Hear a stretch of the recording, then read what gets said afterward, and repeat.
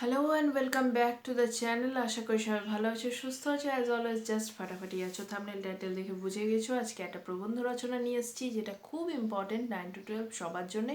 তবে যেহেতু ক্লাস 10 আর 12-এর সামনেই বড় দুটো বোর্ড এক্সাম আছে, তো তাদের কথা ভেবেই লেখাচ্ছি। এছাড়া 9-11 সবার জন্যই খুব দরকারি। শুরু করো। অরণ্য ও অরণ্য প্রাণী সংরক্ষণ এবং মানব জীবন।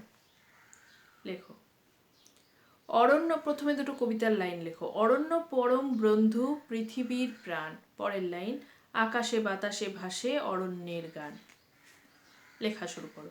ভারতের প্রথম নভশ্চর ক্যাপ্টেন রাকেশ শর্মা মহাকাশ থেকে পৃথিবীর বর্ণনা দিয়ে বলেছিলেন যে নিকষ কালো মহাকাশে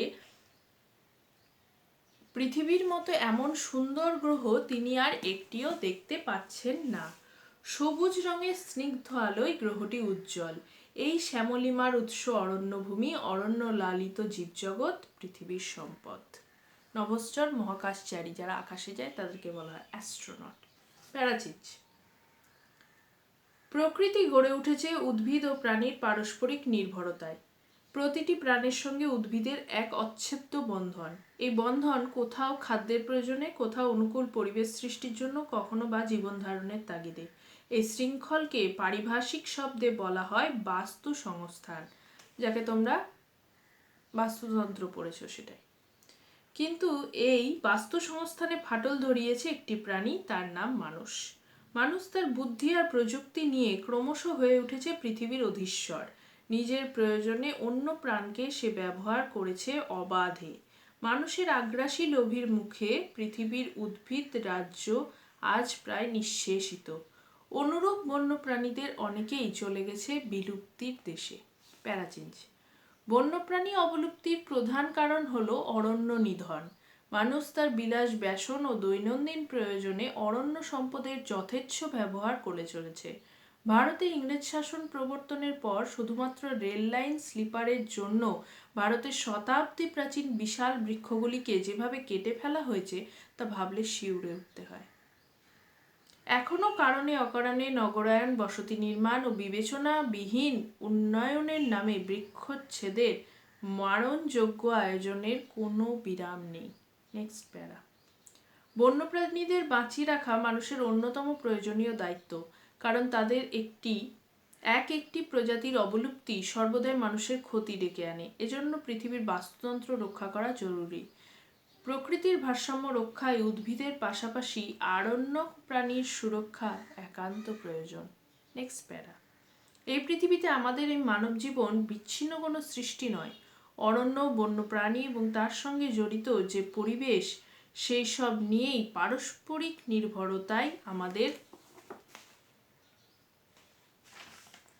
মানব জীবন গঠিত। এদের মধ্যে একটির বিনাশ হলে অপরটিও মৃত্যুর মুখোমুখি গিয়ে দাঁড়াবে।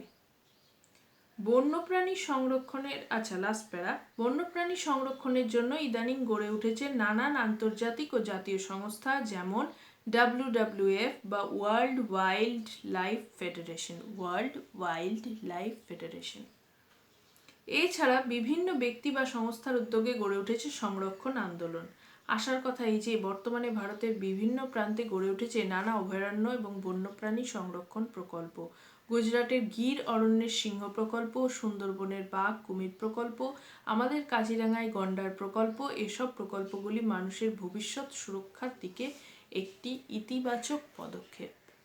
এখানে লেখানো শেষ, কিন্তু আমি তারপরেও বলবো বৃক্ষচ্ছেদন কিন্তু একটা বড় মাপের দিক। বিশেষ করে আমি কলকাতায় থাকি, সেখানে রাস্তা তৈরির জন্য যে হারে বড় বড় বিশালাকায় বট, অশ্বত্থ এই সমস্ত গাছ কেটে ফেলা হচ্ছে, দিয়ে সৌন্দর্যায়নের নামে সেই ছোট ছোট কি বলবো লতা গুল্ম, ছোট ছোট সেই মানি প্লান্ট টাইপের ছোট ছোট গাছ দিয়ে সাজানো হচ্ছে।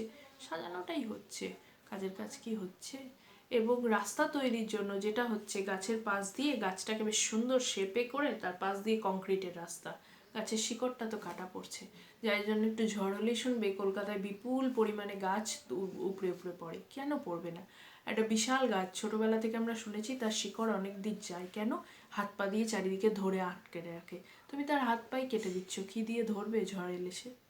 আমাদের যখন ধাক্কা লাগে আমরা কোথাও একটা ধরে সামাল দেওয়ার চেষ্টা করি। আমার হাতটাই যদি কেটে দাও, তো ধাক্কা দিলে তো আমি পড়েই যাব, তাই না? এটা কিন্তু হচ্ছে। তাই কাহিনীর শেষ যতই টেকনিক্যাল ওয়েতে গুড ওয়েতে শেষ হোক, সেটা কিন্তু বাস্তব নয়। বাস্তবটা সত্যিই ভয়ঙ্কর। এই জন্য একটু দেখবে বনাঞ্চলের দিকে প্রায়ই শোনা যায় মাঝে মাঝে হাতির হানা, খুব শোনা যায়, চিতাবাঘের হানা। কেন? জঙ্গলে তারা থাকতে পারছে না, জঙ্গলকে সংকীর্ণ করে দেওয়া হয়েছে, সেখানে খাদ্যাভাব, তাই তারা খাবারের খোঁজে বাইরে আসছে। তাদের কোনো শখ নেই, বস্তুত তাদের ইচ্ছাই নেই আমাদের সাথে মুখ দেখার, তারা আসছে খাবারের খোঁজে। ঠিক আছে, একটু একটু করে জানাটাও দরকার, নলেজ ডেভেলপমেন্ট। শুধু পড়ে পরীক্ষা দিলেই তো হবে না, তাই না? দেখা হবে নেক্সট দিন আর একটা নতুন ভিডিওর সাথে। ততক্ষণ টাটা।